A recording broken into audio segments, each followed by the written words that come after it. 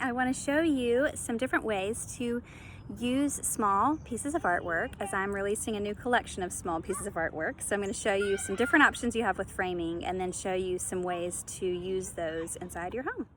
A classic way to frame art is to find a frame that fits the design and style of your home as well as goes along with the artwork. And the sky's the limit there. You could go with a really modern, simple frame. Here I'm showing a more ornate frame, kind of like you might see on an old piece of artwork in a museum. And the ornate frame kind of lends to this kind of treasured feel of the artwork.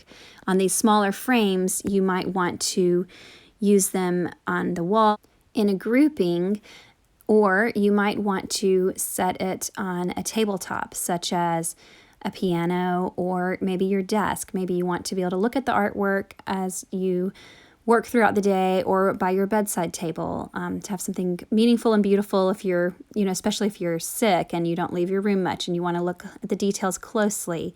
That's a great way to use that. And you also might notice on this one, if you look closely, the mat is behind the artwork. So the art is not tucked behind the mat, but it's on top. And so you can see the edges of the painting pieces. And sometimes with small works on paper, it's nice to see kind of the details right up to the edge. So that's one way to do it. And having that kind of worked out with the professional framer is a really, really fine quality way to approach it. Or you can just wing it on your own with some double stick tape and a nice quality paper behind the work of art.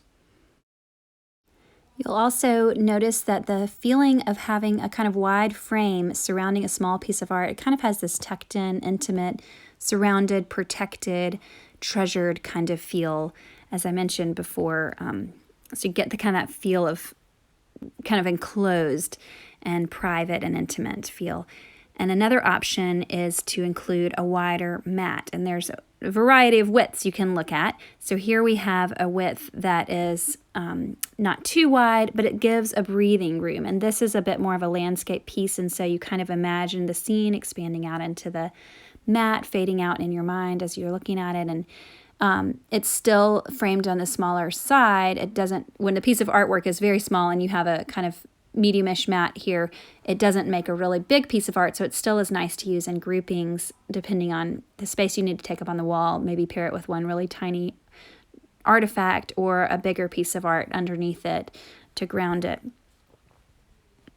Also of note is to consider the color of the mat. You can get very creative with that, but I tend to stick with a white because it just is very classic and timeless, and it lets the art stand out in contrast to it.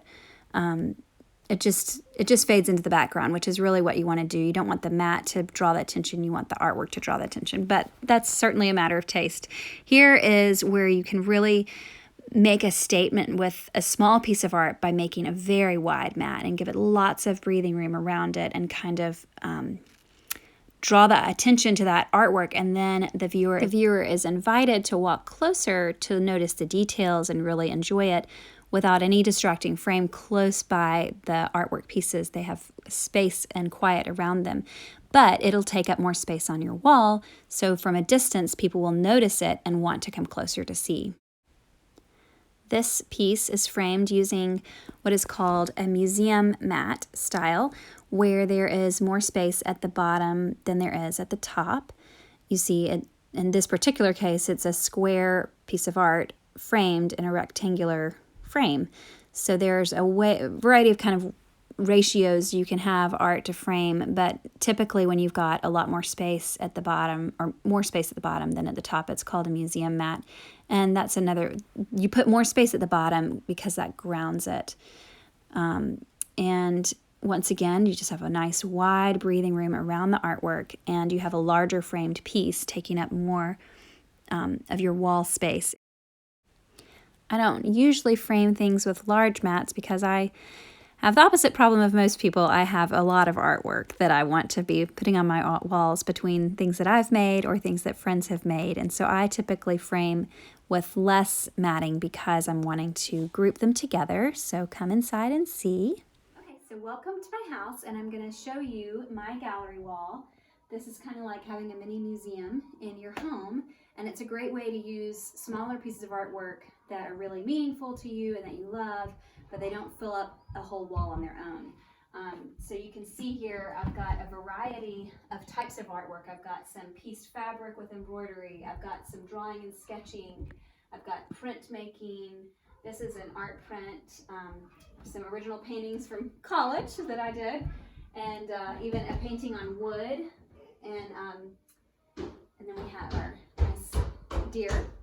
So we've got a kind of eclectic mix here, but we've got these kind of shifted and put in little groupings. So we've got two smaller things together. This is kind of over to the side, and it has irregular edges, which makes it great for growing your collection over time. If you keep it totally square, you can't add to it, but if you have your edges kind of irregular, we can come in and keep adding and growing. And some people even will turn the corner with a gallery wall grouping of art. And here is a much smaller grouping of art if a giant gallery wall is too much. So I've got this entry hall, and I've got this little mirror with a door. I've got a sculpture by my college studio mate, Susan Gordon, and then one of the new collection pieces, and then a painting from college. But I've got them all kind of, like I said before, irregular edges, so if I wanted to grow it, I could over time. I hope that's been helpful. If you like the art that you see, I'd love for you to check out my website at janeboutwellstudio.com. You can also find me on Pinterest, where I have a board that is has all kinds of gallery wall ideas that are a lot of fun to look at and get inspired with. And you can also find me on Instagram if you haven't already found me there, Jane Boutwell Studio. Thanks for joining me today. Hope it was helpful.